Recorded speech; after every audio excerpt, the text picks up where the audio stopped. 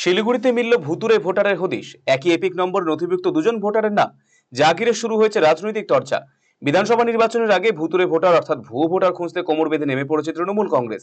বাড়ি বাড়ি শুরু হয়েছে স্ক্রুটিনি।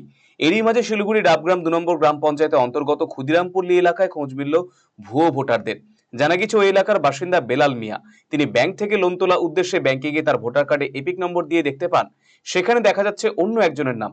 দেখা যায় ওই একই এপিক নম্বর রয়েছে মধ্যপ্রদেশের ভোপালের বাসিন্দা শিলা দেবীর নাম। অভিযোগ, দীর্ঘ 25 বছর ধরে শিলিগুড়ি ক্ষুদিরামপল্লীর বাসিন্দা বেলাল মিয়া ভোট দিয়ে চলেছেন।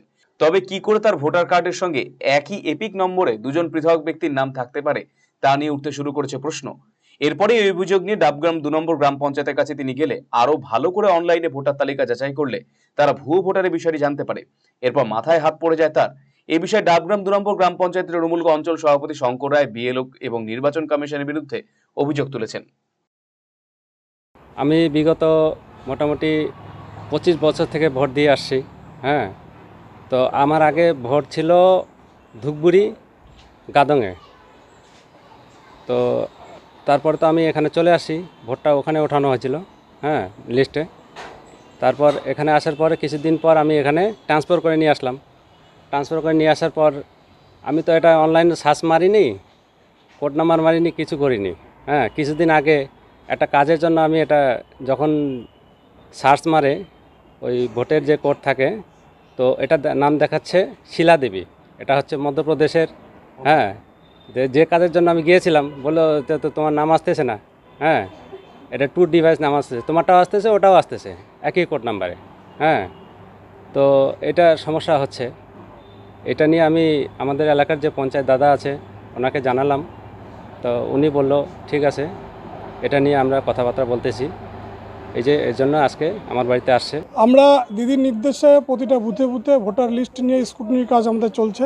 যে ভুতুরে ভোটার বা কিছু ভোট আছে যে এখানে লিস্টে নাম আছে কিন্তু এখানে আদৌ থাকে না, এখানে সেই বিষয় নিয়ে স্ক্রুটিনি করতে গিয়ে আজকে আমাদের ডাকগ্রাম 2 অঞ্চলের বুথ নম্বর 19 ক্ষুদিরামপল্লী এখানকার যে আমাদের দলীয় নেতৃত্ব আছে, পঞ্চায়েত থেকে বুথ সভাপতি যারা আছেন, তারা স্ক্রুটিনি কাজ করতে গিয়ে এই জিনিসটা ধরা পড়ে যে এপিক নাম্বারে সার্চ করতে গিয়ে ওই এপিক নাম্বারে মধ্যপ্রদেশের আরেকজন ভোটারের নাম দেখাচ্ছে।